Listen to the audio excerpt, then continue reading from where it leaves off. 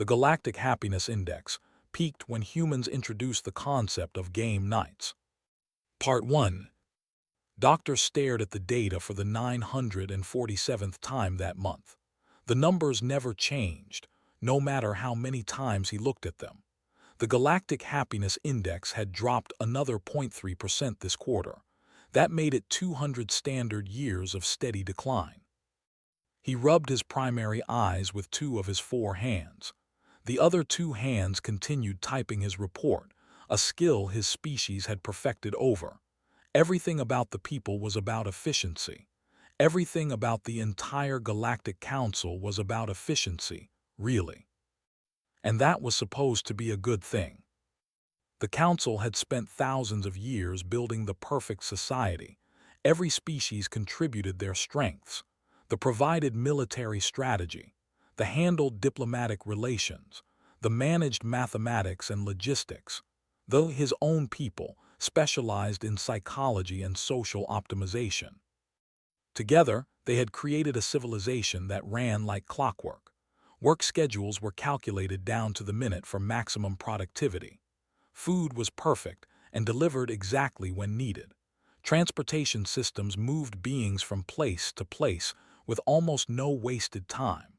Social interactions followed protocols designed to exchange necessary information with minimal effort.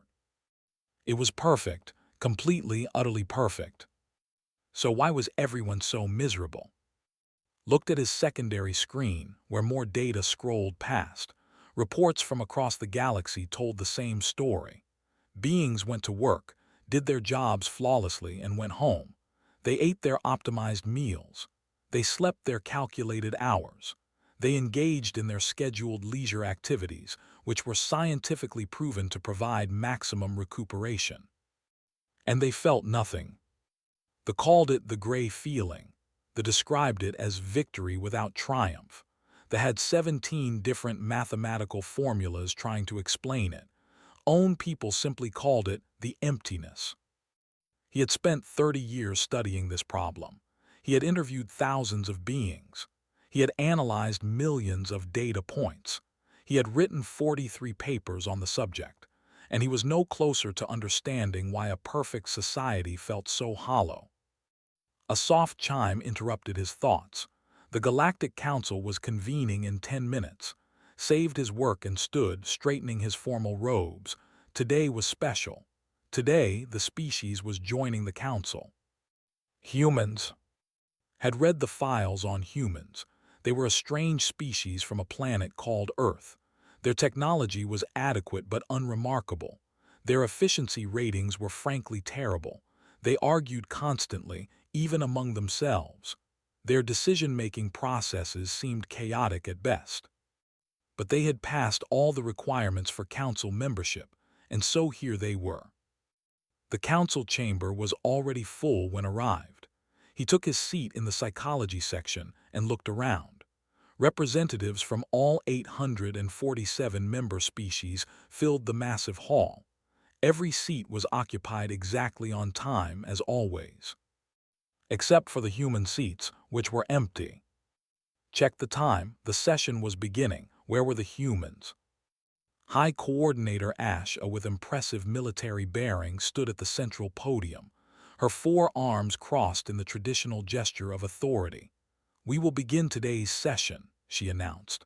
"First, we welcome our member species. However, it appears the human delegation has not yet arrived." Murmurs rippled through the chamber. This was unprecedented. No species had ever been late to their first council session.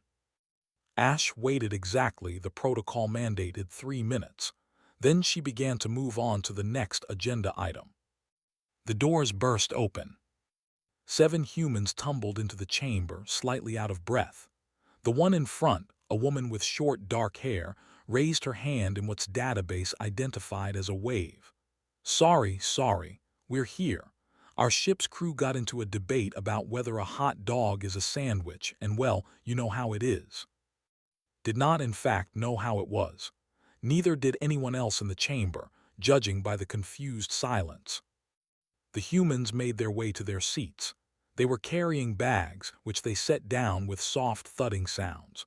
One of them was eating something from a small container. Another was still talking to her companion about the hot dog situation, whatever that meant. "Ambassador," Ash said, her voice carefully controlled. "Welcome to the Galactic Council. Please take your seats so we may proceed." "Right, yes, absolutely." The lead human, apparently Ambassador, sat down. The other humans followed, though with considerably less synchronization than any other species would have shown. The session continued. Ash presented the quarterly reports. Production was up across the galaxy. Efficiency ratings remained high. Resource distribution was optimal. Everything was proceeding according to plan. Except the happiness index. When Ash reached that part of the report, saw several human heads tilt in what his database suggested was curiosity. Ambassador raised her hand. "Yes, Ambassador," Ash acknowledged. "Sorry, I'm new, but I have to ask. Your happiness ratings have been dropping for 200 years. "That is correct. And you don't know why. It is under study. Doctor leads our research team on this matter." Every eye in the chamber turned to look at. He stood, as protocol demanded. "The phenomenon is complex," he said. "Despite optimal living conditions, Council species report increasing rates of what humans would call existential malaise. We are investigating possible causes." Ambassador looked at him with an expression he couldn't quite identify. "Can I ask what you've tried so far?" Listed the interventions: improved nutrition, optimized work schedules, enhanced leisure protocols, better sleep cycles, increased efficiency training. Everything had been attempted, adjusted, and perfected. "Huh," Ambassador said. She looked at the other humans. They seemed to have an entire conversation with just their faces, another chaotic human trait. "What about social activities?" "All social interactions are scheduled and optimized for maximum benefit," Ash said. "No, I mean like fun social activities, hanging out, doing things together that don't really have a purpose." Silence filled the chamber. The concept seemed to confuse everyone present. "Activities without purpose are inefficient," a representative said. "Sure, but they're fun. Don't you guys ever just, I don't know, get together and play games or something?" More silence. Found himself fascinated. The human seemed genuinely confused that this concept was foreign. "We have recreational activities," he said carefully. "They are scheduled for optimal recuperation." "That's not what I mean." Ambassador stood up. "Look, I know we just joined and I'm probably breaking like 50 protocols right now, but would you all want to come to our quarters tonight? We're having game night. You can see what I'm talking about." The chamber erupted in murmurs. This was highly irregular. Ash looked uncertain, possibly for the first time in her career. "Ambassador, such informal gatherings are not standard protocol." "I know, but doctor, you're studying happiness, right? Maybe this could help your research." Felt something he hadn't experienced in years. Curiosity. Real, genuine curiosity. "What time should I arrive?" Ambassador grinned. 1900 hours. Bring an open mind." By the time the session ended, had convinced himself this was purely for research purposes. He wasn't breaking his optimal evening schedule for something as frivolous as a human social gathering. He was conducting field research. It was completely different. He told himself this 17 more times as he made his way to the human quarters that evening. The door opened before he could signal his arrival.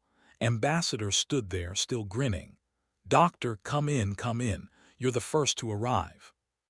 The human quarters had been rearranged. The furniture was pushed to the sides. A large table sat in the center, covered with strange objects: boxes, cards, small colored cubes, bowls of various food items that smelled oddly appealing despite not being optimized. "What is all this?" asked.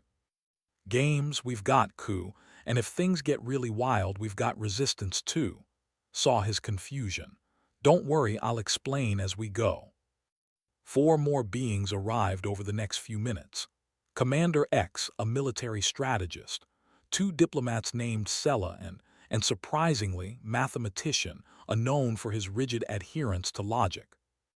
They all looked as uncertain as felt. "All right," said, rubbing her hands together. "Let's start with something simple. We're playing." Part 2. Pulled out a box and started arranging small cards on the table in a grid pattern. Each card had a single word on it. "Okay, so here's how it works. We split into 2 teams. Each team has a spy master who can see which words belong to their team. The spy master gives one-word clues to help their team guess the right words." Looked at the words, pool, hospital, bear, ice cream. They seemed random. "What is the objective?" Commander X asked. Her military training made her focus on goals and outcomes. "What do we gain by identifying these words?"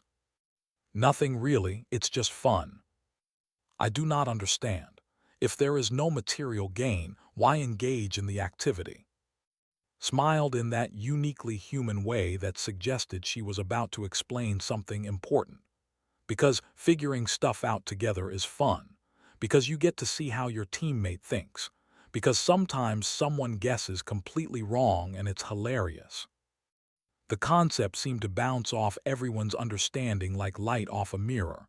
Watched the other aliens exchange glances. They were all thinking the same thing. This was absurd. This was inefficient. This was a waste of time. But they had come this far. They might as well proceed with the experiment. Divided them into teams. Ended up with Sella and one of the humans, a young man named David. Commander X partnered with another human named Sarah. The first round began. Was the spymaster first team? She looked at her card, then at the words on the table. Theater 2. Analyzed the words carefully. Theater could relate to performance, entertainment, or a venue. He applied his psychological training to determine the most logical connections. "I believe she wants us to select opera and stage," he said confidently. David shook his head. "What about screen and play?" Sella pointed with one of her delicate appendages. "The word play could work in both contexts. Perhaps we should select it first." They selected play, nodded enthusiastically. "Yes, one more." "Screen," David said. "Perfect," practically bounced in her seat. "You got both." Felt something strange. A tiny spark of something he couldn't quite name. They had solved the puzzle together. There had been no material reward, but somehow he felt pleased. The game continued. The other team took their turn. Commander X approached it like a military operation, analyzing every word with tactical precision. When her team guessed correctly, she gave a sharp nod of satisfaction. When they guessed wrong and accidentally selected a word belonging to his team, she made a sound had never heard from before. She laughed. It was brief, quickly suppressed, but unmistakable. Commander X, known throughout the galaxy for her icy composure in battle, had laughed at a mistake in a pointless game. The rounds continued. Mathematician kept trying to calculate probability matrices for word associations, which found endlessly amusing. The diplomats, normally careful with every word they spoke, started talking over each other in excitement. David made increasingly absurd guesses that somehow worked. Sarah gave clues that made no sense until suddenly they did. Found himself fully engaged. His 4 hands gesticulated as he debated word choices with his teammates. He argued with Sella about whether diamond was more likely to connect to ring or baseball. He groaned when David selected a word that belonged to the other team. The session was scheduled for 2 hours. Standard protocol for social activities. Maximum recuperation benefit. 3 hours passed. No one mentioned leaving, brought out the next game. She announced, "It's like telephone but with drawings." This game was even more chaotic. Each person received a small booklet and a marker. They wrote a word, passed the booklet, drew what they saw, passed it again, guessed what the drawing showed, and passed it once more. By the time the booklets came back around, the original words had transformed into something completely different. Drew astronaut, and somehow it became angry potato. Commander X's butterfly turned into flying headache. Mathematicians' attempt to draw horse created what David described as a cloud having an existential crisis. The room filled with laughter, real, genuine laughter, not the polite acknowledgement sounds that pass for humor in council spaces. Actual, uncontrolled laughter. Laughed until his sides hurt. He couldn't remember the last time he had laughed like this. Centuries, perhaps, maybe never. Okay, said, wiping tears from her eyes. One more game, but this one's different. This one's coup, and in this game you lie to each other. Lie, Sela looked concerned, prided themselves on diplomatic honesty, but lying violates trust protocols. It's a game. The lying is part of the fun. You're all trying to be the last person standing, and you do it by bluffing and calling other people's bluffs. Explain the rules. Each player had cards that gave them certain abilities, but they could claim to have any card they wanted. Other players could challenge those claims. If you were lying and got caught, you lost a card. If you were telling the truth and someone challenged you, they lost a card. This seems designed to create conflict, Commander X observed. Yeah, kind of, but it's fun conflict. Watch. The game began. Within minutes, the table was filled with accusations, dramatic reveals, and theatrical claims. I'm the Duke. No, you're not. Prove it. I challenge. The humans played with exaggerated expressions and grand gestures. The aliens were more hesitant at first, but as the game progressed, something changed.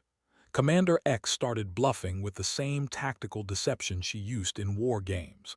Sela discovered she had a talent for reading tells. Mathematician applied game theory in ways that somehow made his obvious bluffs seem credible. Found himself completely absorbed. He tried to claim he was the captain, challenged him, had been bluffing, and he lost a card.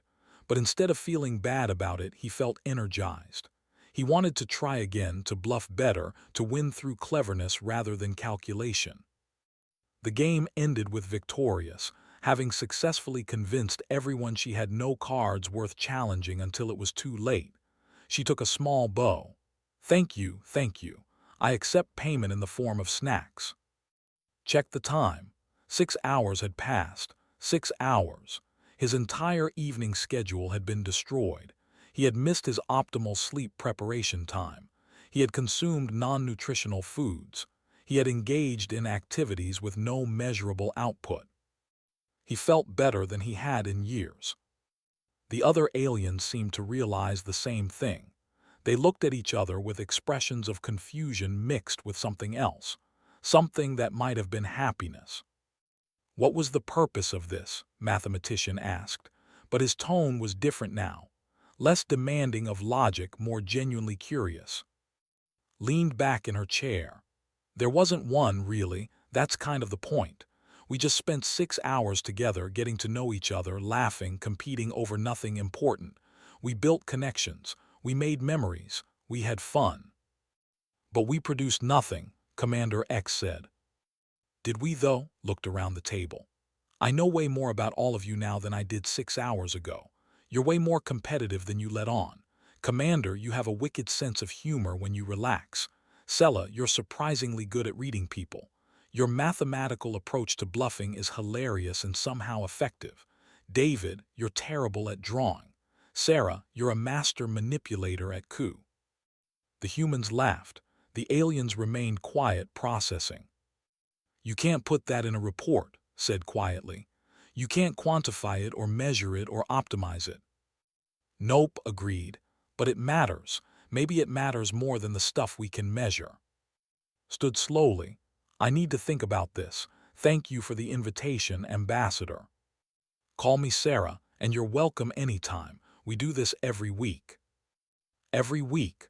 Walked back to his quarters in a daze. Every week the humans gathered to do things that produced nothing measurable, and they looked forward to it. He sat at his desk and opened his research files. Then he closed them. Instead, he opened a new file and began typing notes about the evening.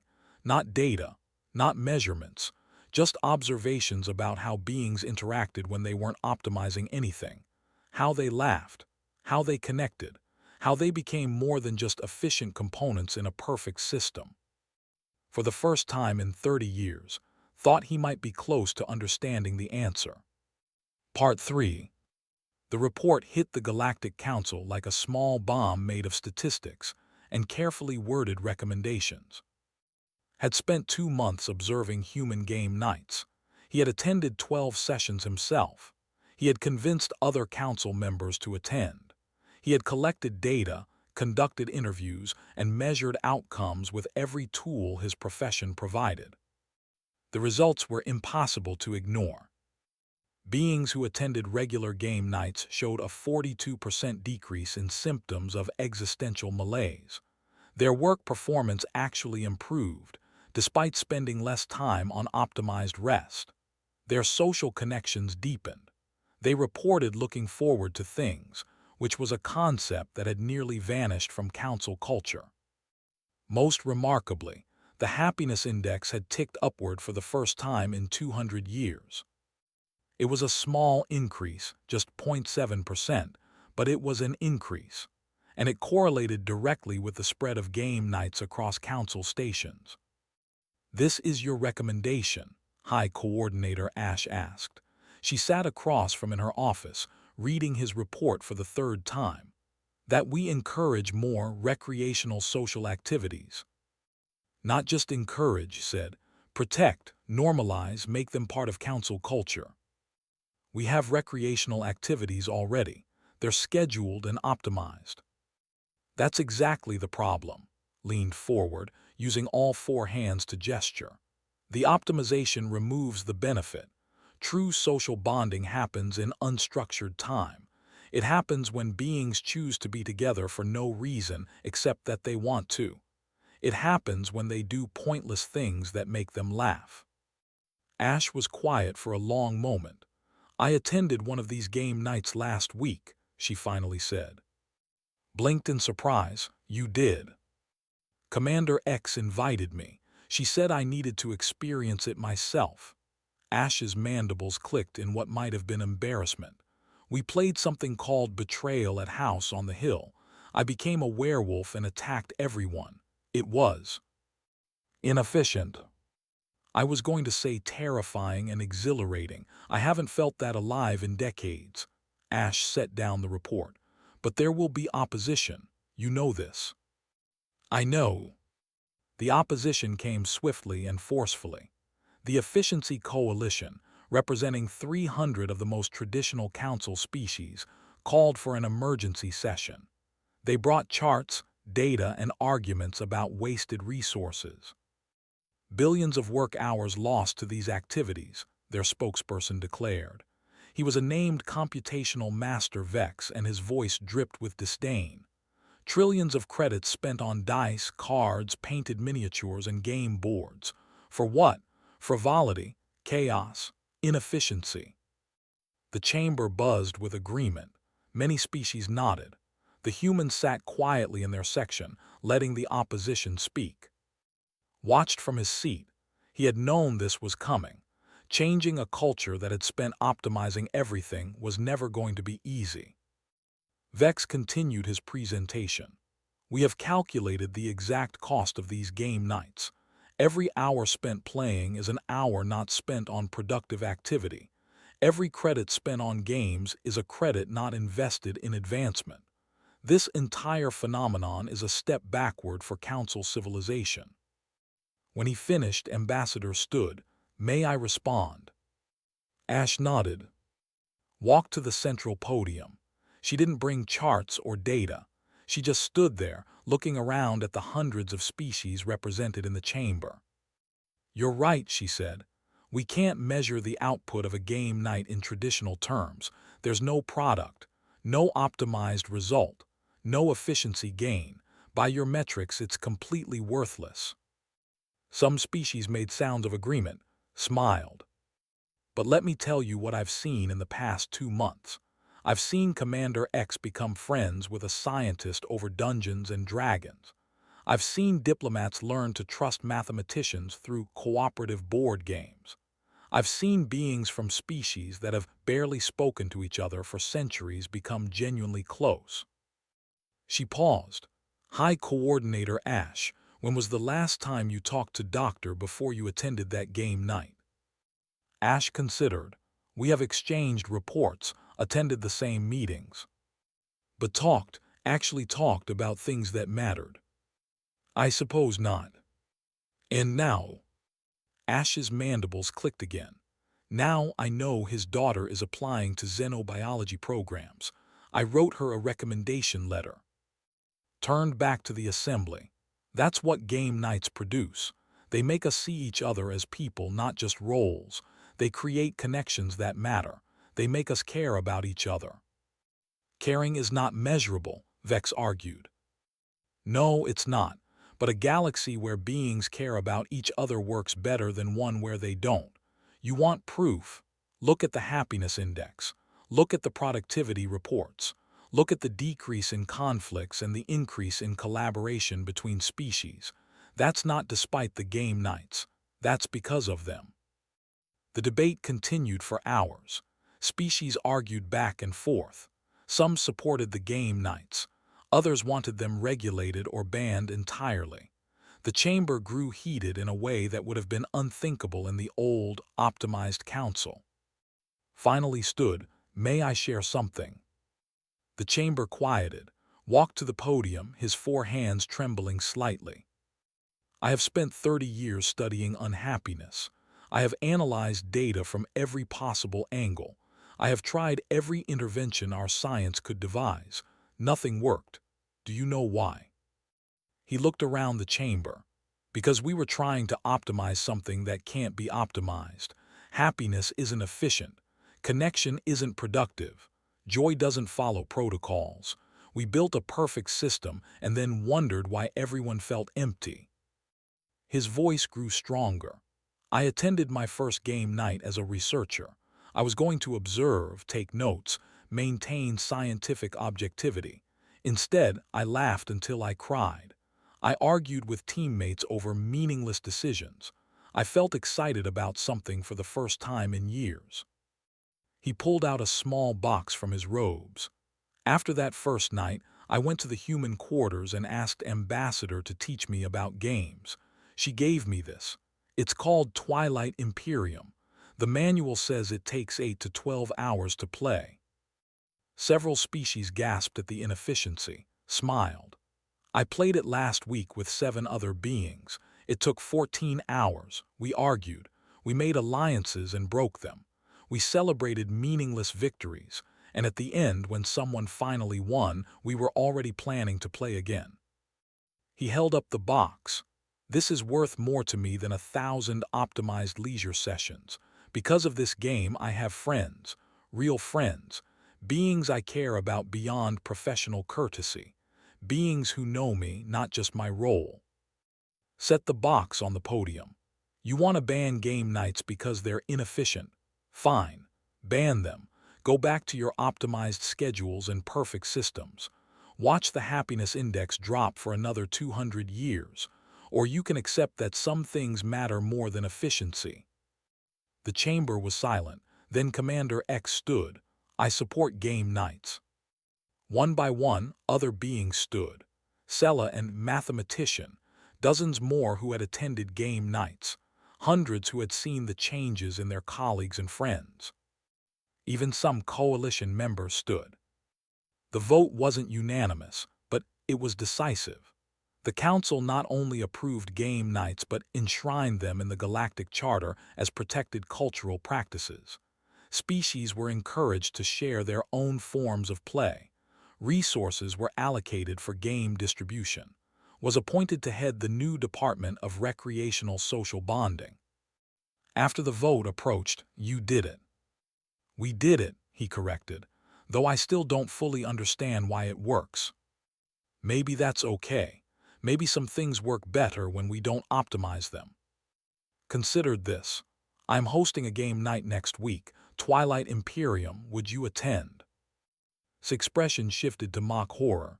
14 hours of space conquest. You beautiful monster, I'll bring snacks. Over the next 2 years, the galaxy transformed.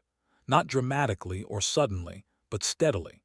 Ran weekly Dungeons and Dragons campaigns that became legendary across the Council. Invented 17 new variants of poker, each more complex than the last. Mathematically proved that Mario Kart was the perfect social bonding tool, which humans found hilarious since they knew it was actually the perfect friendship destroyer. Game stores opened on council stations. Conventions formed. Species created their own games and shared them. A designer made a cooperative game about building civilizations that became a massive hit. A diplomat wrote a party game about miscommunication that had everyone in tears from laughing. The happiness index climbed steadily upward. Productivity increased by 34%. Diplomatic incidents decreased by 67%. Mental health facilities reported 90% fewer cases of existential malaise.